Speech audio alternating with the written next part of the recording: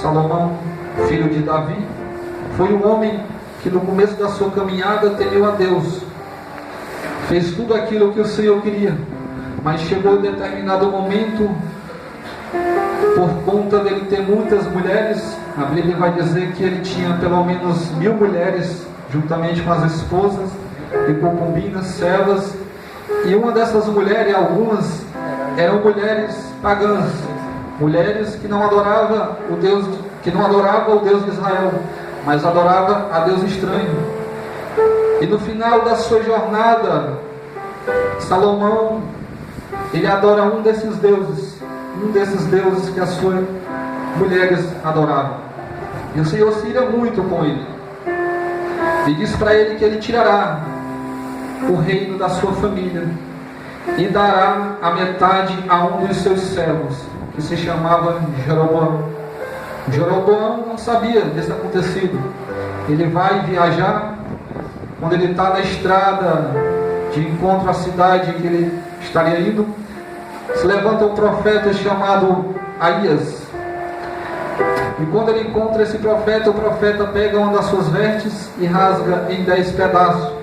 E o profeta diz para ele que Deus estaria dividindo o reino de Salomão.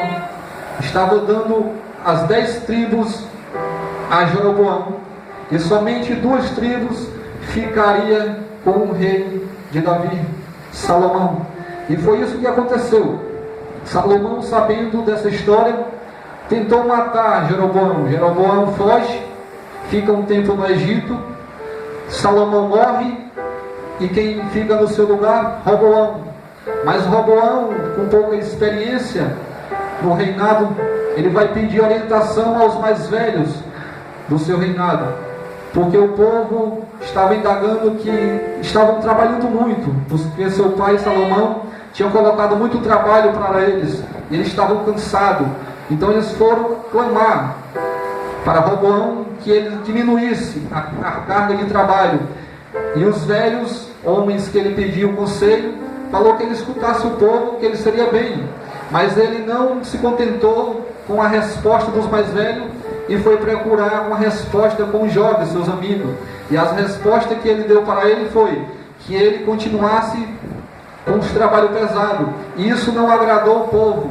Então aí começou a divisão dos reinos.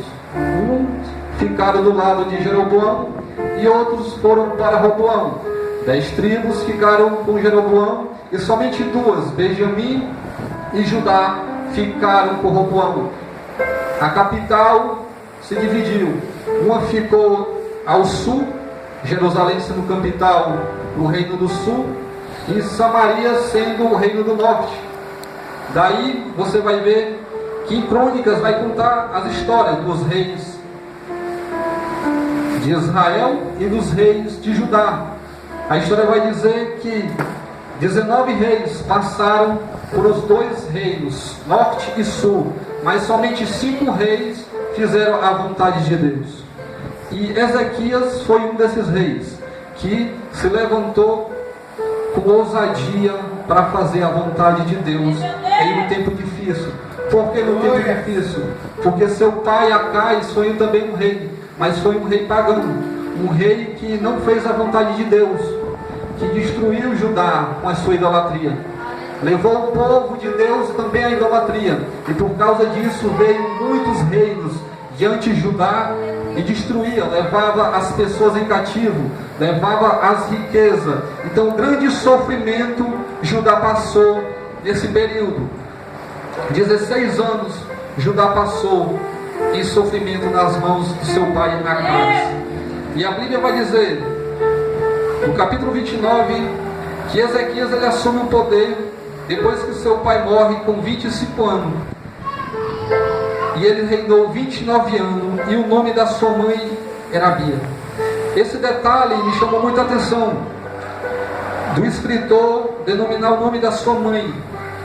Eu até falei para minha esposa, porque eu aprendi, quando eu estou lendo a palavra de Deus, não deixar passar nenhum detalhe, porque às vezes um pequeno detalhe faz você entender, esclarecer a história. E eu fui pesquisar um pouco sobre a mãe de Ezequias. Ela teve muita influência na sua vida, porque foi uma mulher que sofreu muito.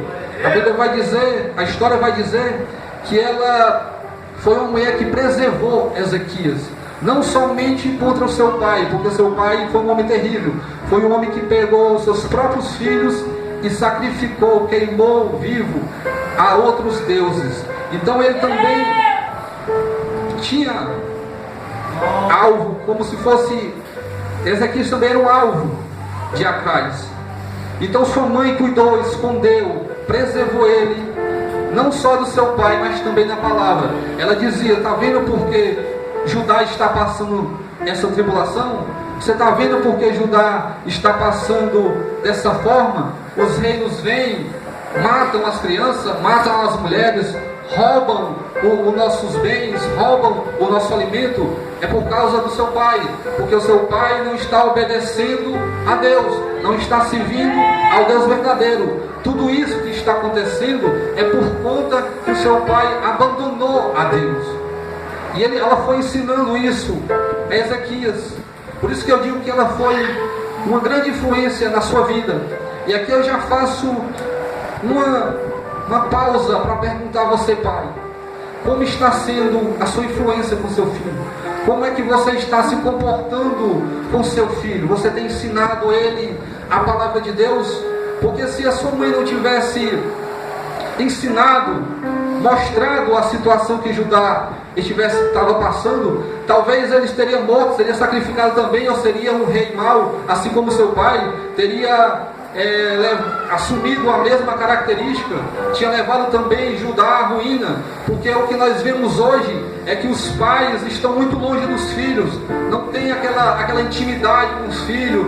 Diz que está cuidando, mas ele fala do cuidar, do alimento, do calçar, de não faltar o alimento, de não faltar o dinheiro, mas o necessário, que é levar a palavra do Senhor, que é ensinar a palavra do Senhor.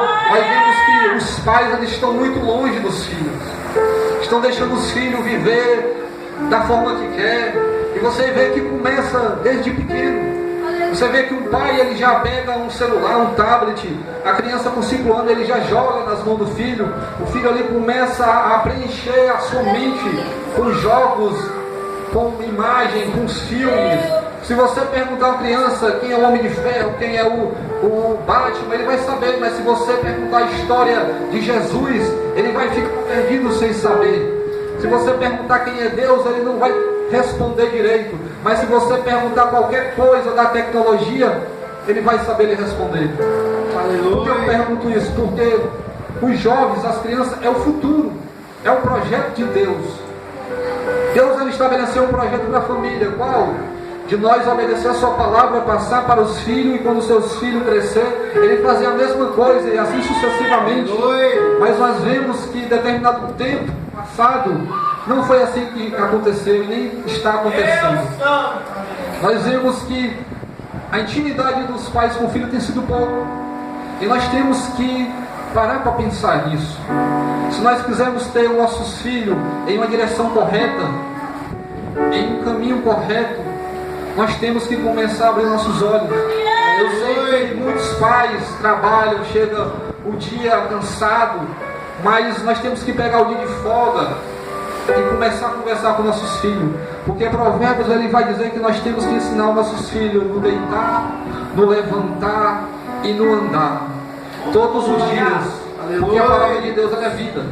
A palavra de Deus, ela que molda o ser humano. E a Bíblia vai dizer, pelos ensinamentos da sua mãe, a minha, que logo no primeiro ano, no primeiro mês, ele dá logo prioridade à casa do Senhor. Ele entra logo na casa do Senhor, porque ele sabia muito bem que toda aquela desgraça que estava passando em Judá era por falta de adoração a Deus. Então ele entendeu os ensinos da sua mãe, ele entendeu o que sua mãe passou para ele.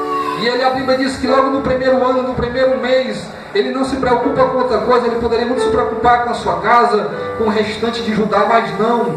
Ele abre logo as portas da casa do Senhor, as portas que seu pai fechou. ele santifica, ele chama os sacerdotes, ele chama os levitas, porque ele sabia que somente os sacerdotes e os levitas poderia sacrificar, poderia estar na casa do Senhor, poderia entrar na casa do Senhor para purificar.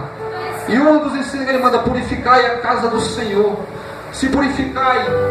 E a Bíblia vai dizer que em 16 dias a casa do Senhor está pronta para cultuar.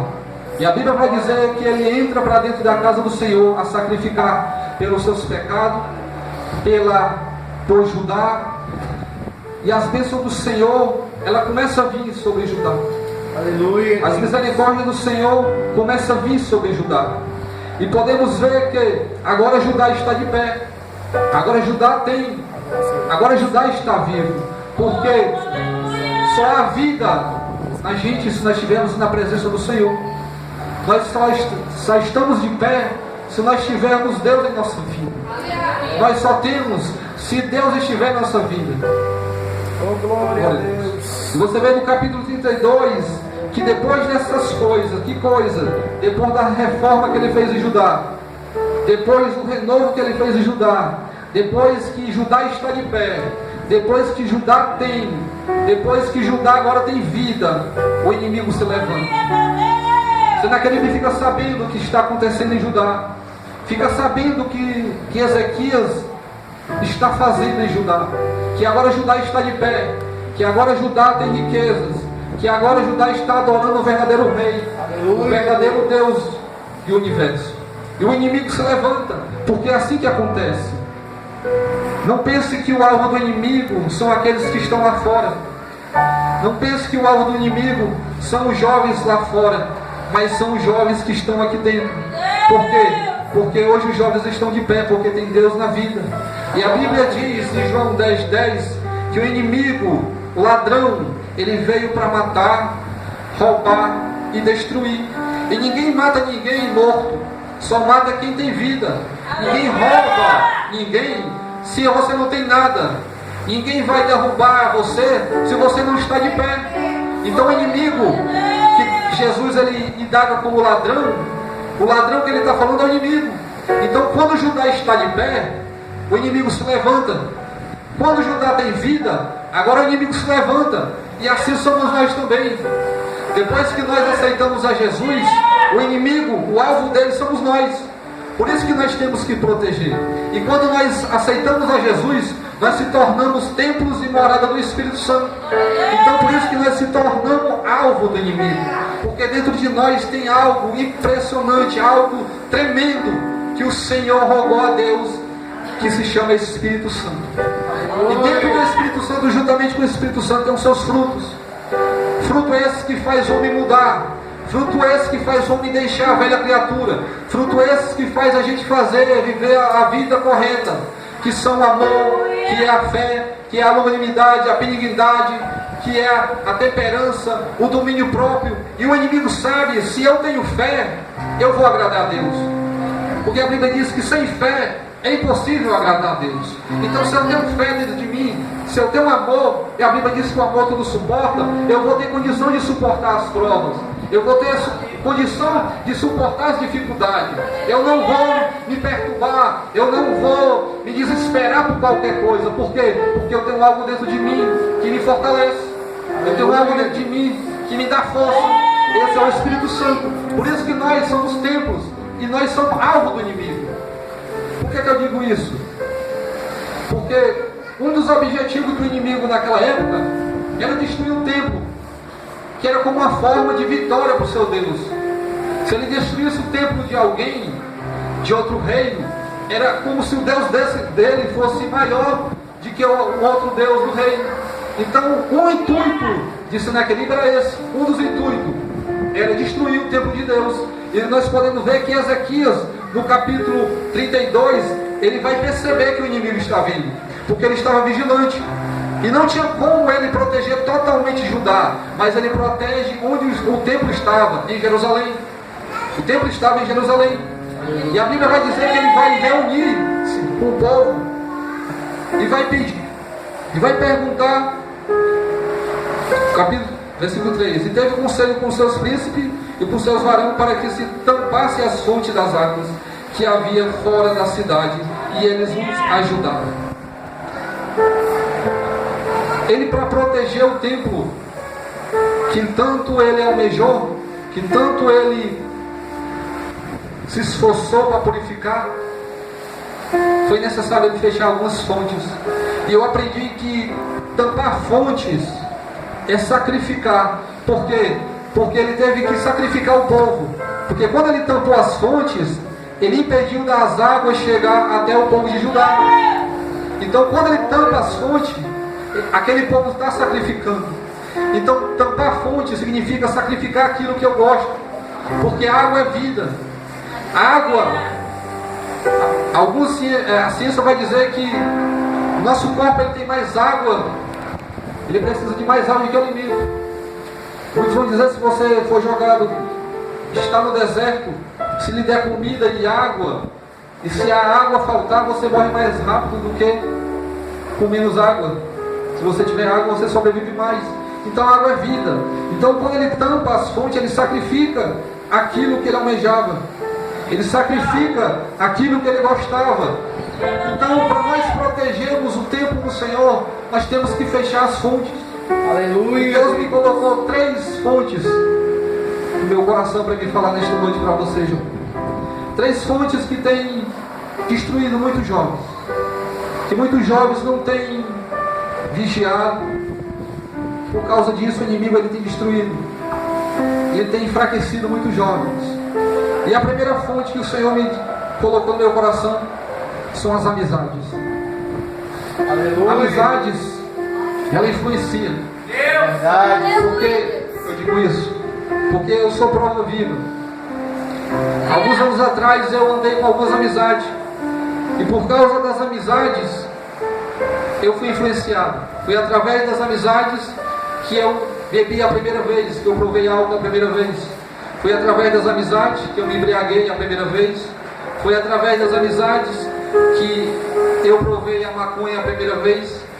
Foi através das amizades que também provei a cocaína. Muitos não sabem porque só sabe a minha família. Mas as amizades nos influenciam. E a Bíblia vai dizer, em 1 Coríntios, capítulo 15, versículo 33, vai dizer: não vos enganeis, as más companhias corrompem os seus bons costumes. Os jovens, eu sei que tem muitas amizades, mas nós temos que vigiar, jovens, porque as amizades as influenciam. É para ser diferente. Os jovens que estão na casa do Senhor para influenciar, não para ser influenciado. Mas nós estamos vendo que as coisas não é assim que acontecem. Isso que o Senhor colocou no meu coração, Ele fez eu contemplar esses dias. Eu vi uns jovens que ele fez um gesto, quando eu fui pegar minha filha, ele fez um gesto obsceno. E o Senhor, na hora que eu vi aquilo, ele fez me lembrar dessa palavra. E é um menino da igreja.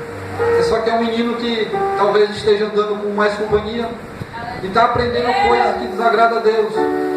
Esteja facilitando o inimigo entrar na sua vida. Então temos que ter cuidado com nossas amizades. Temos que começar a excluir algumas pessoas do nosso Facebook. Começar a sair desse negócio de grupos, porque influencia. E nós sabemos que hoje o jovem, como eu já falei, busca muito pouco, ora muito pouco.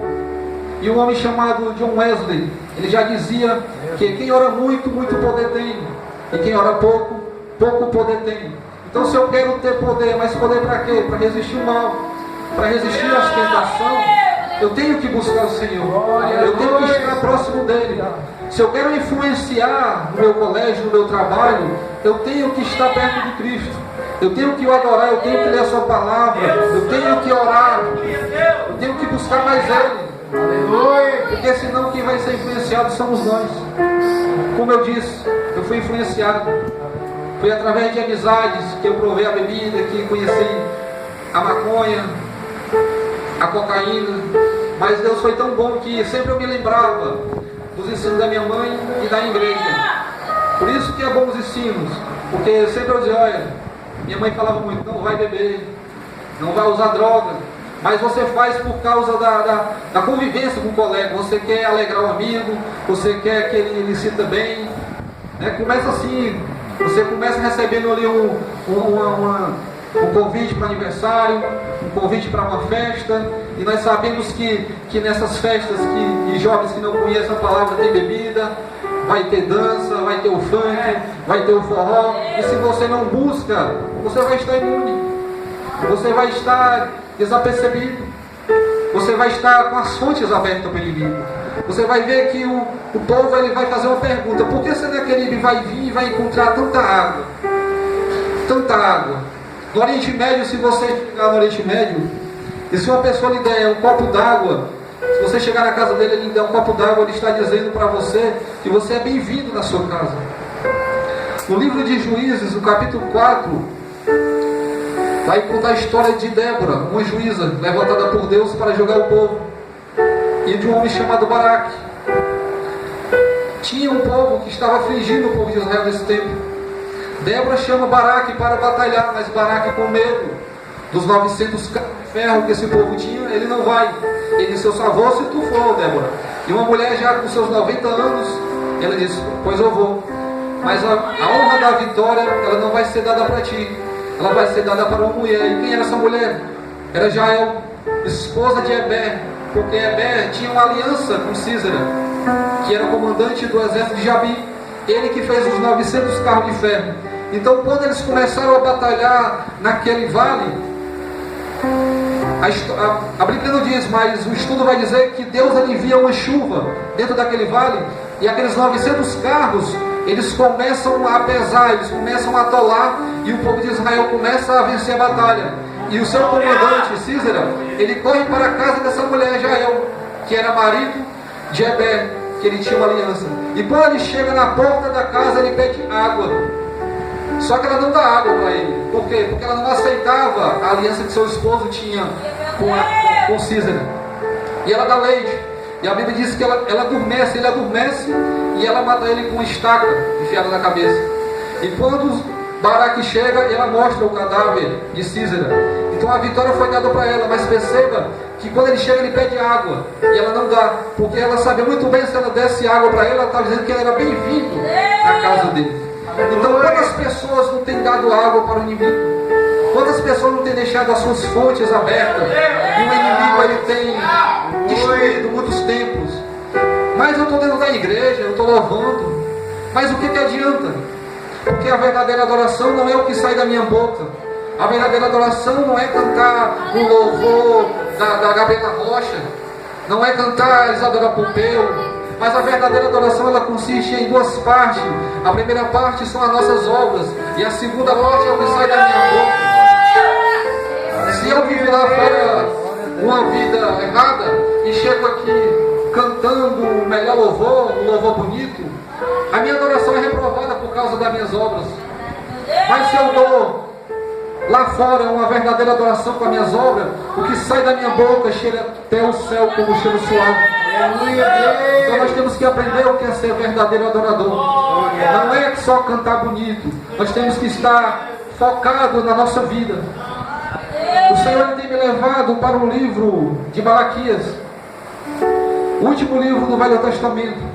O povo de Israel ele chegou a um período de cansaço, e por causa desse cansaço de viver na santidade, de todo dia estar sacrificando, dando o melhor para ele, dando a melhor ovelha, dando o melhor boi, a melhor oferta, chegou um momento que o povo se cansou de dar o melhor e começou a dar sacrifícios defeituosos.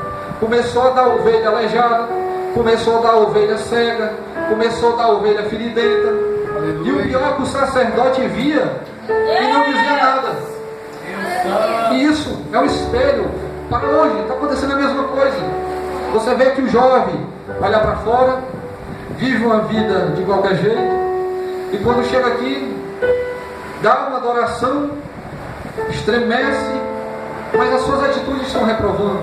Porque a Bíblia vai dizer que nós somos sacrifício. Hoje nós somos sacrifício. Antes era o animal. Mas Romanos 12 vai dizer que hoje nós somos sacrifício. Ele vai dizer que nós temos que ser sacrifício vivo, santo e perfeito e agradável a Ele, que é o nosso culto racional. Então, se eu sou o sacrifício, eu tenho que vigiar na forma que eu vivo. Eu tenho que vigiar na forma que eu ando lá fora.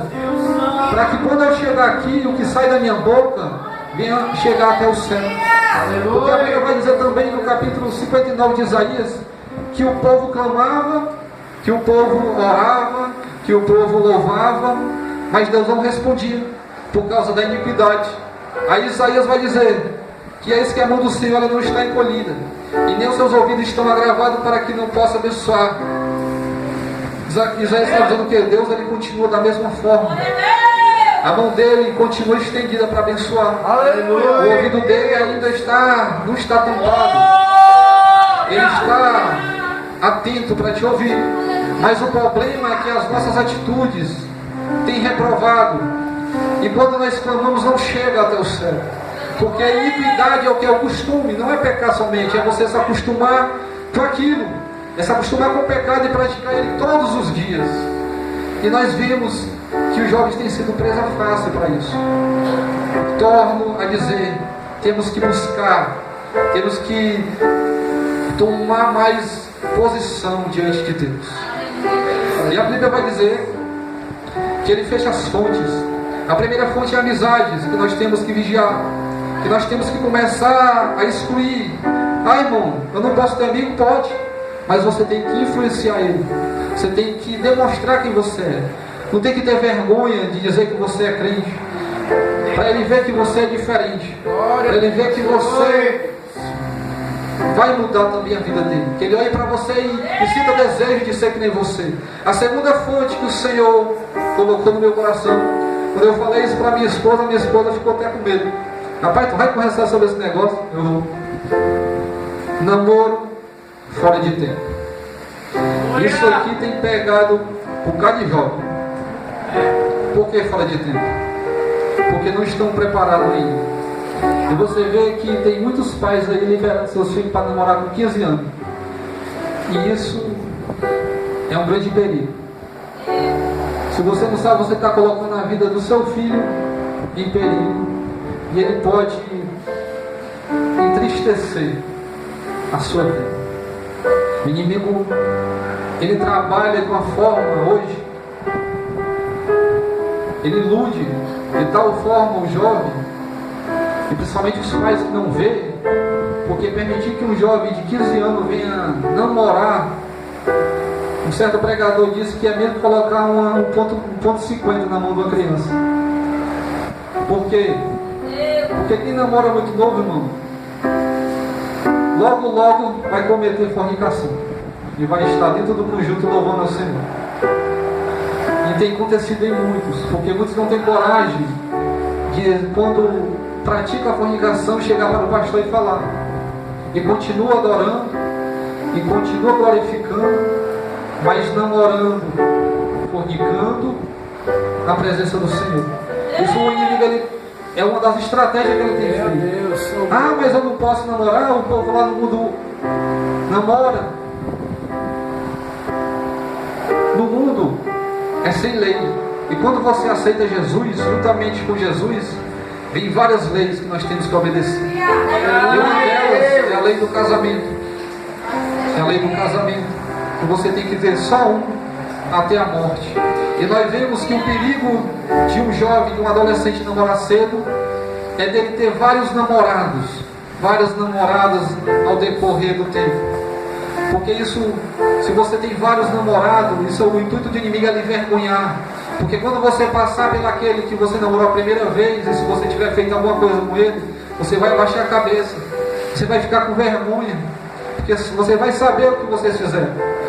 Aí você passa pelo outro da mesma forma, você vai ficar uma moça sem moral, um jovem sem moral, por causa de quê? Porque começaram a namorar muito cedo, porque fornicaram, e agora estão com vergonha, o inimigo está entristecendo, entra em depressão. Namorar cedo causa briga, atrapalha nos estudos, atrapalha no aprendizado da palavra. E qual é o tempo certo, irmão? E a gente tem um relacionamento.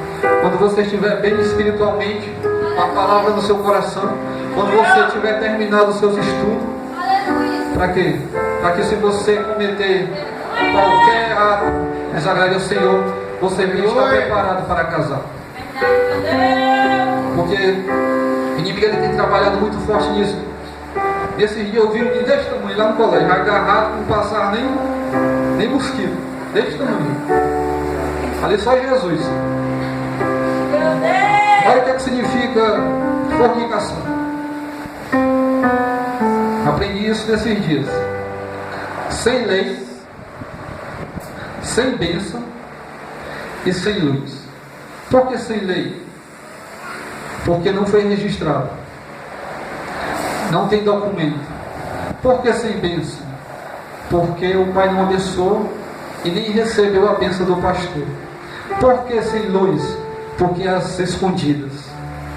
É do escuro. Por que sem luz? Porque quando os pais não estão em casa, é escondido do pastor, é escondido da mãe. Então você vê aí que o negócio está errado. Mas é culpa dos filhos? Não. É dos pais. Aleluia. Porque quem manda na sua casa é você, não é seu filho. É verdade. É você que controla o seu filho. E se você não cuidar dele, seu filho vai ficar falado. Se você não cuidar dele, seu filho vai ser humilhado pelo inimigo. Vai passar pelas ruas cabisbaixo, triste. Não vai ter alegria no seu coração. Porque o inimigo está trabalhando nessa área. E é uma das fontes que nós temos que fechar. Aleluia. É uma das fontes que nós temos que vigiar. Que nós temos que se esforçar. E você que está namorando, ore mais do que namore. Coloque mais a oração. Coloque mais a palavra. Para que o inimigo ele não venha cirandar com a tua vida. Para que o inimigo ele não venha frustrar os teus sonhos. Aleluia. Quem gosta de beijar aqui? Cuidado com os beijos demorados, irmãos. Esse negócio de beijo demorado aí, você sabia que é preliminar para o sexo? Eu sei porque eu já passei por isso, já fui jovem. Eu sei muito bem do que eu estou falando. E nós homens também sabemos do que nós estamos falando. Mas beijo demorado, vocês evitem, cuidado. É preliminar para o sexo. E quando você beija, eu aprendi esses dias também que você está se dando para aquela pessoa. Você está se expondo àquela pessoa. Você está tocando na essência do ser. E muitos podem estar brincando. Muitos beijam só para ficar pelo momento, só por 5 minutos. Mas ali já teve o desejo. Ali já teve o desejo de fornicação. E o inimigo ele vai trabalhando. Eu sei que é muito difícil isso que eu estou falando. Agora eu não vou poder namorar, eu não vou poder beijar. O que eu vou fazer? Buscar Deus. Aleluia. No momento certo, Deus ele vai preparar. Eu sei que é difícil. Eu sei que não é fácil. Porque o que nós vemos hoje é o povo fazendo o que quer, o jovem fazendo o que quer, namorando, fazendo o que quer. E a gente quer fazer também. Porque não é ruim. É algo bom. Mas é para quem é casado, para quem está preparado. Eu sei que é um período difícil de aguentar, de chegar, de sustentar. Mas é a forma certa. Você não vai se arrepender. Se você passar esse período, você vai ver que você vai andar com a cabeça erguida. Você não vai ter vergonha de passar pelo seu ex e abaixar a cabeça. Você não vai ter vergonha de estar sentado na igreja. E se você tivesse namorado com um dentro da igreja e você está casado com outro e você cometeu fornicação com aquele, você vai ficar com vergonha toda vez você passar por ele na igreja. Não é verdade? É algo muito difícil para os jovens hoje. Aleluia. Eles estão aprendendo diferente. Né? Estão olhando para o mundo, mas não podemos olhar para o mundo. Nós temos que olhar para a palavra de Deus. E a terceira fonte que o Senhor colocou no meu coração é os celulares. O celular está matando gente que nem água, né? Espiritualmente. Por que, irmãos? Porque o celular ele tem muito aplicativo. Muito aplicativo. Você vê que um jovem hoje no celular ele tem WhatsApp, Facebook, Instagram, Netflix, YouTube, e você vê que no dia ele passa por isso tudo. Ele sai do Instagram, vai para o Facebook, vai para o grupo do WhatsApp, depois vai assistir uma série lá na Netflix, e você vê que a mente dele, pensando que a mente dele, ele vai ficar pensando nesses assuntos, vai ficar pensando nas séries, vai ficar pensando no YouTube, nos vídeos, nas fotos do Instagram, vai ficar 24 horas lá no grupo. Isso que vai acontecer? A sua mente vai ficar sobrecarregada de informação, mas não informação de Deus, porque isso também já aconteceu comigo. Muitas vezes eu chegava na igreja, eu fechava o olho e ficava passando as cenas dos filmes. Eu tentava me concentrar na palavra, mas de vez em quando vinha a cena da série, de vez em quando vinha a cena do futebol, né? Quando você perdia um gol lá e você ficava lá com a mente. Então a mente da gente, ela subtrai tudo, e se você olha muito, sua mente vai ficar cheia e vai ficar sem espaço para entender a palavra do Senhor. Nesses dias, tudo isso que eu estou falando, Deus ele colocou na minha frente para me ver. Eu tenho um colega e o filho dele está com dificuldade de aprender. Quando eu conversei com ele na rua, ele estava andando de manhã com ele disse: rapaz, ele está passeando com o filho, ele disse: porque ele vai fazer um exame. Estou tentando distrair ele aqui. Assim, qual é o exame? Mas ele está com dificuldade para aprender. Uma criança desse tamanho. Aí o Espírito Santo de Deus já tocou no meu coração. Já falou o celular. Mas ele mexe no celular? Se mexe? Quem não mexe? Ele diz: quem não mexe? Tentando amenizar. Aí eu percebi a dificuldade daquela criança para aprender era o celular. Porque a criança hoje ela fica muito fixada nos desenhos. Você vê que os pais, eles deixam a criança, para acalmar a criança, deixa a criança o dia todo no celular, assistindo lá todo tipo de desenho, para ver se a criança se aquieta. E ali ele cria uma distância do filho. Aí o filho fica rebelde, depois cria uma depressão, porque hoje as crianças, os jovens estão criando depressão, por quê? Porque é muita informação na cabeça. E essas informações fazem que eles desejem. Essas informações fazem namorar cedo, usar